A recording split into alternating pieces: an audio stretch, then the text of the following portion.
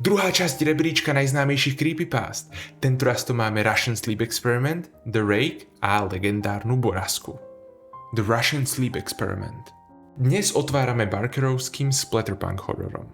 Príbeh má zaujímavý formát dokumentu o hrôzostrašnom sovietskom experimente, kde testovacím subjektom podávali stimulačný plyn. Páčila sa mi próza aj samotné popisy reakcií subjektov na nedostatok spánku. Bolo to vcelku kreatívne. Na druhej strane sa príbeh trochu príliš zameriava na body horror, čo postupne prestáva byť zaujímavé. A naopak, keď sa koniec snaží byť viac akčný a filozofický, tak to podľa mňa fakt vôbec nefunguje. Slabší B-tier. The Rake. The Rake je moderné prevedenie Lovecrafta s tajomným legendárnym monštrom. Príbeh spája rôzne kratšie spisy s hlavným rozprávaním ženy, ktorá kvôli tomuto monštru prišla o manžela a dieťa. Je to OK, avšak chýba mi hlbšie rozvitie príbehu. Jediná scéna so samotným monštrom vlastne otvára len viac otázok.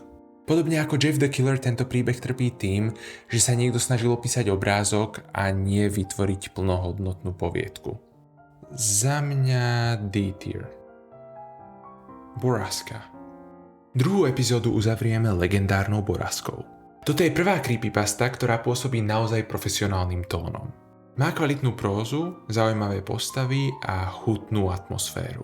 Je o skupinke detí a neskôr tínedžerov, ktorí sa snažia objasniť záhadu žien miznúcich z ich mestečka do tajomnej Borazky.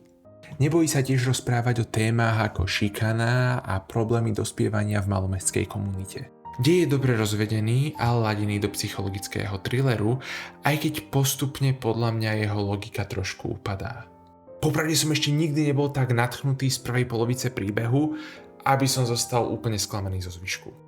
Záver príbehu podľa mňa nebol dostatočne foreshadowovaný a k samotnému tónu príbehu sa nehodí. Zároveň pôsobil ako taký cop-out z tej vybudovanej hutnej atmosféry. Ako buďme úprimní, ten koniec nedáva zmysel.